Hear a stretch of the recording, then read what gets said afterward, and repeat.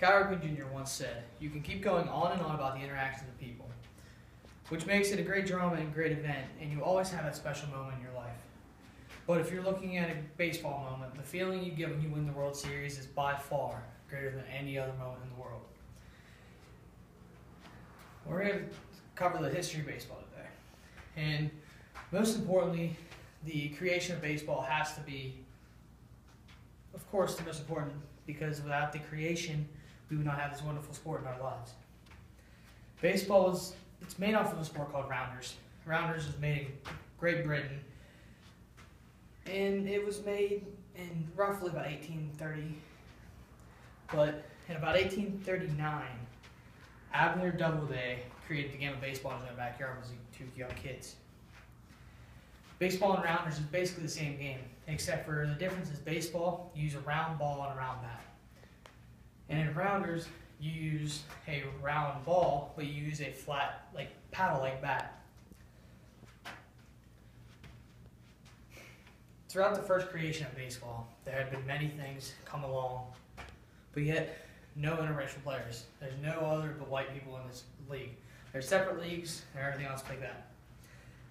But within the first 11 years of baseball, there was only one pitch type thrown, and that was a fastball. After the first 11 years, they finally created this pitch called a curveball and other jump pitches, which is anything that's off speed, considering change-ups and everything. Then along came Babe Ruth. He's basically known as the greatest baseball player ever to play the game so far.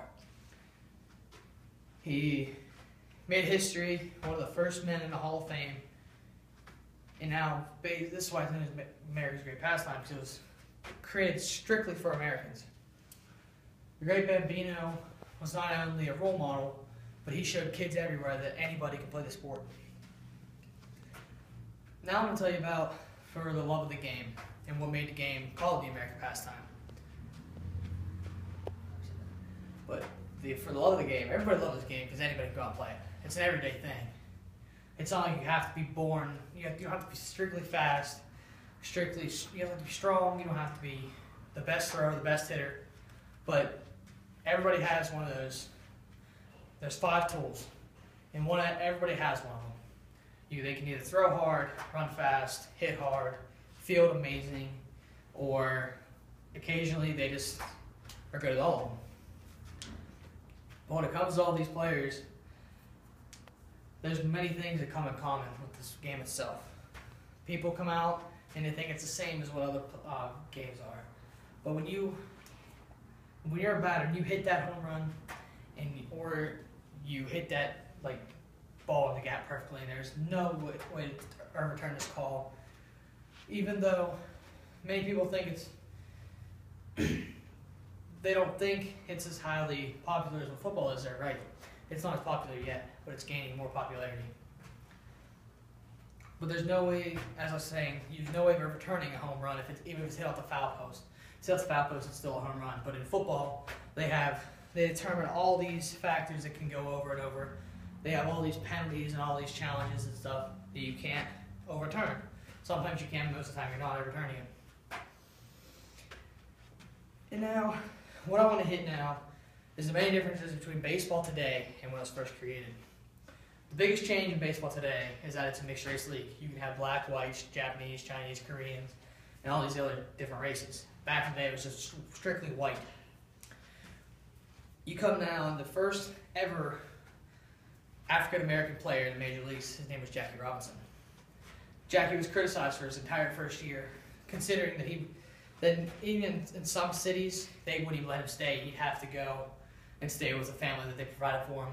He'd have to go, and sometimes couldn't even play. They wouldn't even allow the teams in the city. But after that entire year, he changed the face of the earth, really, to realize that all races can play, all races can challenge through stuff. There are now, back in the day, there was only 3 or 4 teams originally, and now there's about 30.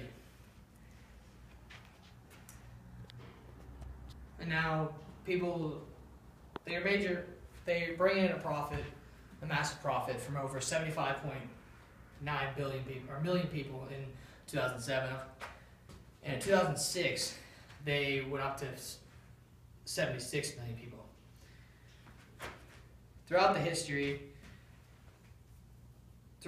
of baseball, many awards have been named after those players who have had accomplishments they're so great that no one has broken them, and it's going to be hard for them to break them.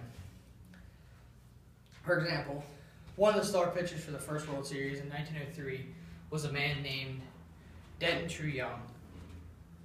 Though his nickname Cy is more commonly known to today's fans, baseball's all-time leaders in wins, losses, games started, innings pitched, complete games, has the annual award given to the best pitcher in each league named for him. This award is considered the Cy Young Award. And that will end my presentation.